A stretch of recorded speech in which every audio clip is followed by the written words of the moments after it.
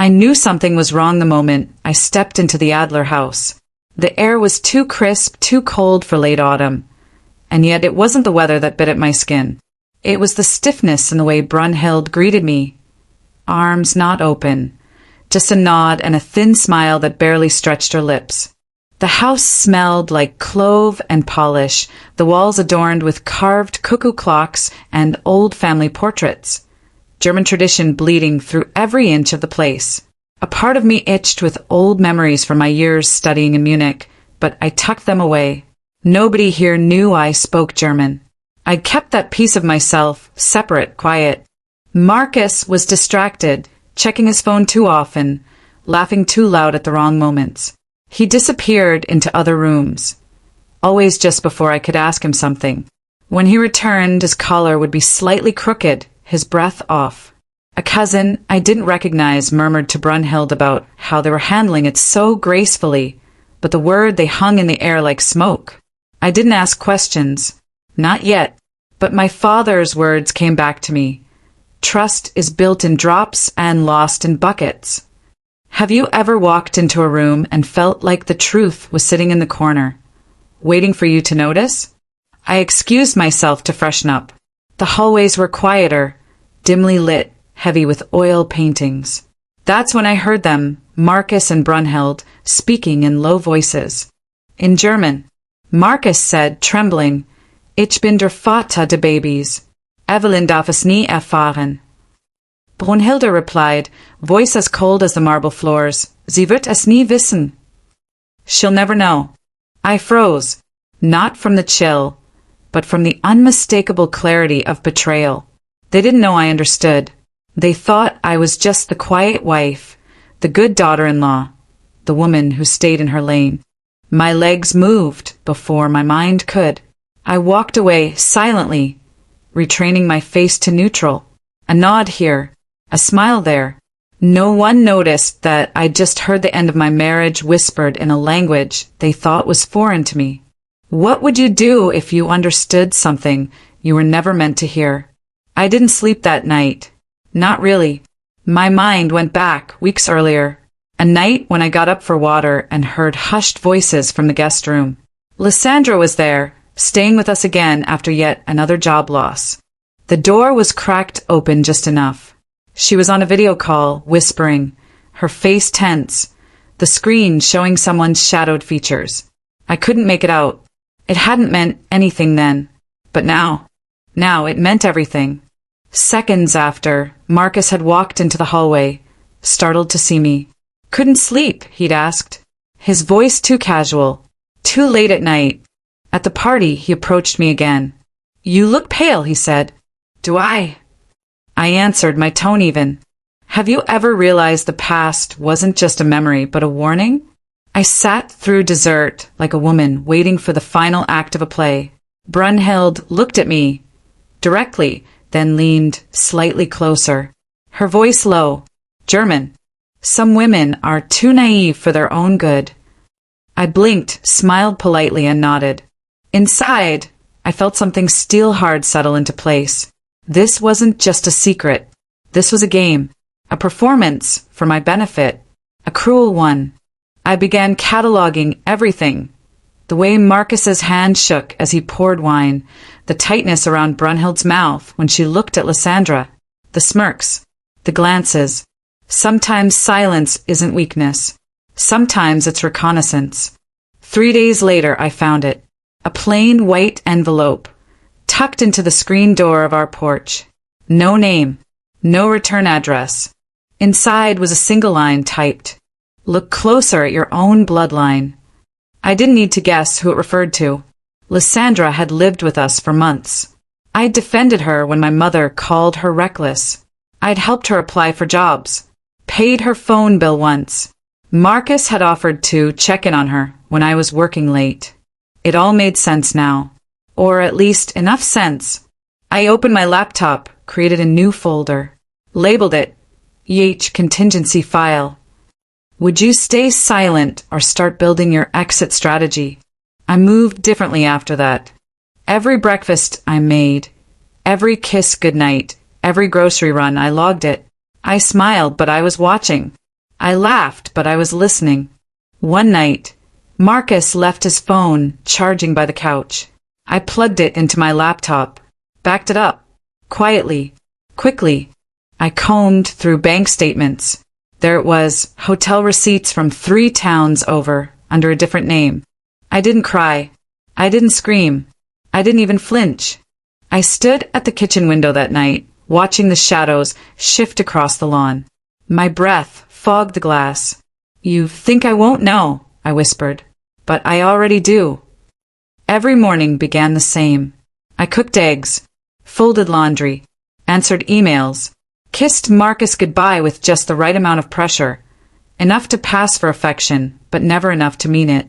From the outside, I was the same Evelyn they'd always known. But inside, I was a woman working a silent algorithm. I created a calendar separate from my work schedule, labeled simply Red File. Every date marked in crimson tracked a lie discovered, a receipt, a whisper, a shift in eye contact. I set reminders to download phone backups weekly, scan bank statements bi-weekly. I recorded brief voice memos before bed, summaries of my day's findings, each one ending with the same phrase, noted, undeniable. The guest room became my sanctuary under the guise of chronic back pain. There, I organized folders by name. Brunhild, Lysandra, Marcus. I moved like a woman possessed, by restraint, not rage. Have you ever lied so perfectly you scared yourself?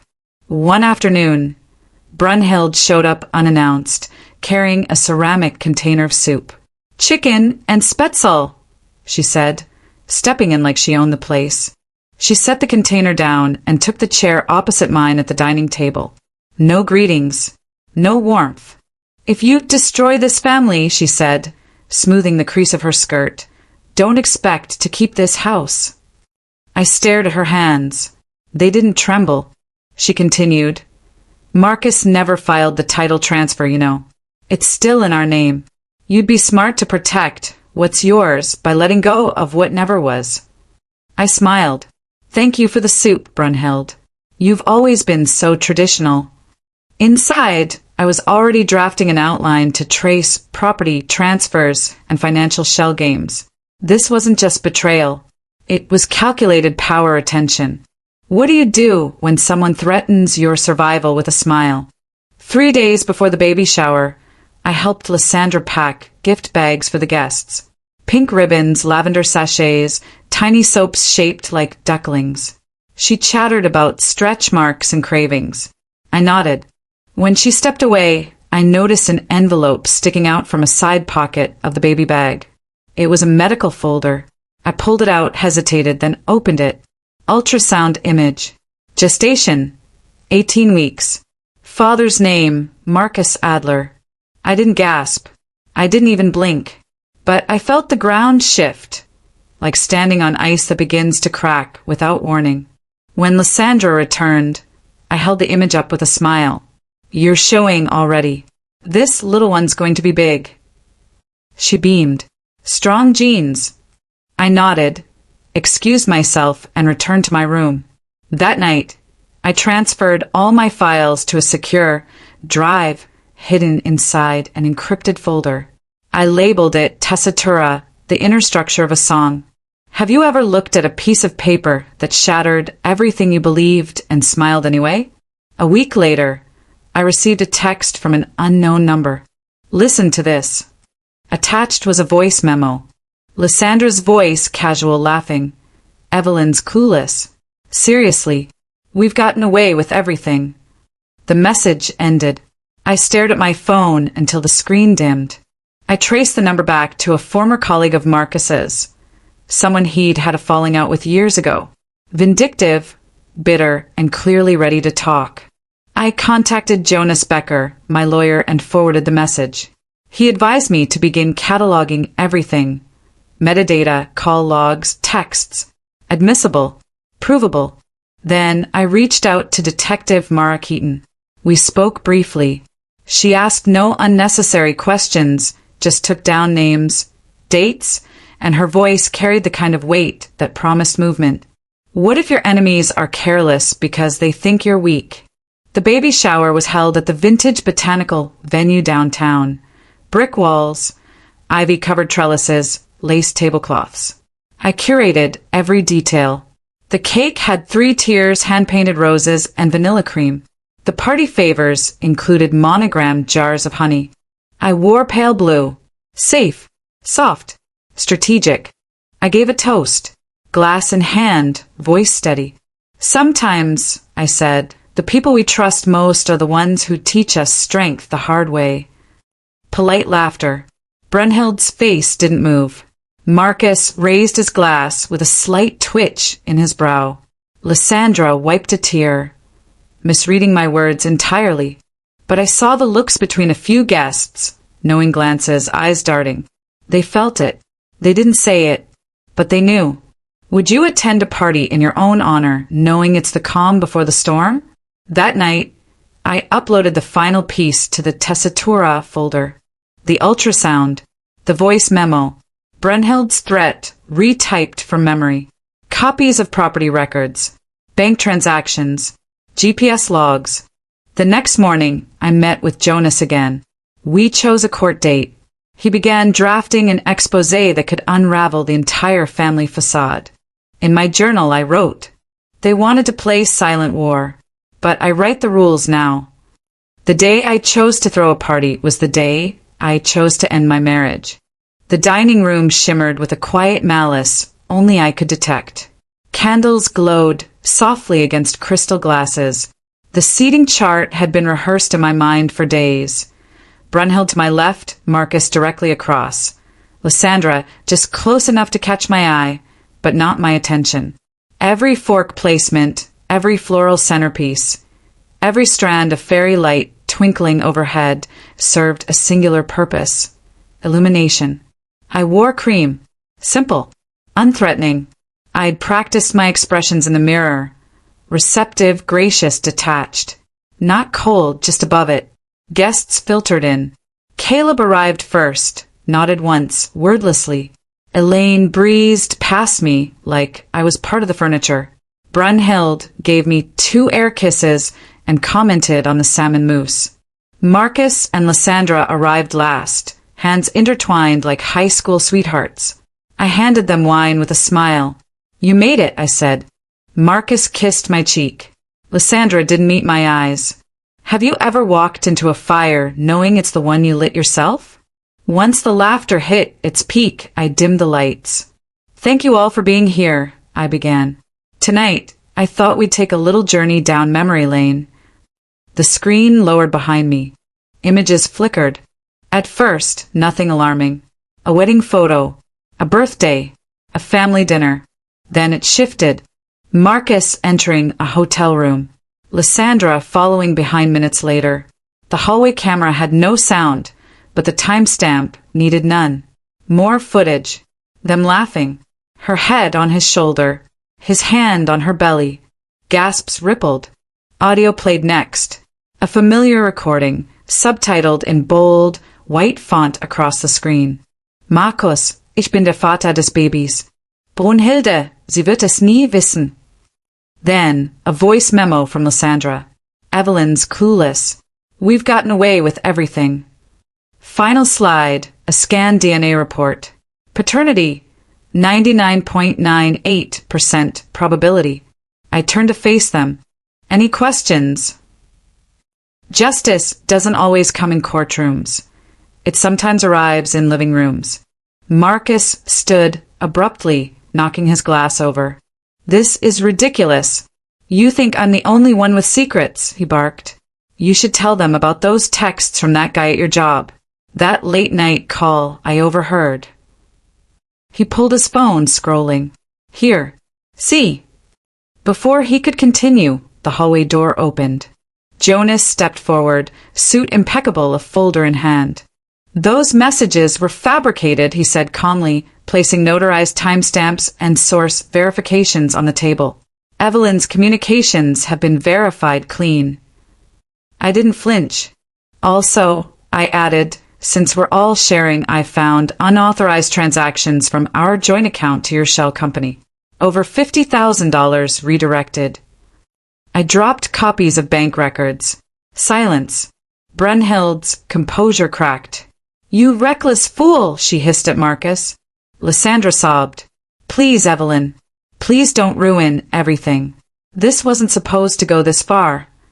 It's incredible how fast a man turns on you when you stop believing his lies. I took a breath. "I've filed charges," I said clearly. "Financial fraud. Emotional coercion. You'll be served formally on Monday." Jonas nodded beside me. "The misuse of Evelyn's financial identity is a felony." I laid out the filing documents beside the untouched cake. Turning to Lysandra, I said, "You were a child with secrets. I became a woman with power." Elaine stood and left without a word. Caleb sipped his wine, eyes never leaving mine. Freedom begins the moment you stop asking for permission. Then, the twist none of us expected. Lysandra broke the silence. "This wasn't the first time," she whispered. All eyes turned. "I got pregnant 2 years ago. Marcus said it'd ruin his image. So I had an abortion." Gasps again. Brunhild collapsed into a chair, her lips parted but silent. I didn't blink. "That part," I said gently, "wasn't your fault." Guests began filing out, some avoiding eye contact, others pausing to pat my hand. I thanked each of them. Calm, measured. Some apologies never arrive, and yet healing begins anyway. The house emptied. I stepped into my study, closed the door, and sat. A single sheet lay on the desk, final divorce agreement. I signed it. Then I reached for my recorder and said, "The best revenge is the life you live after." I opened my safe, placed the evidence box beside a new leather journal labeled Tomorrow. But even as I rebuilt my life, I hadn't yet heard the voicemail that would change everything.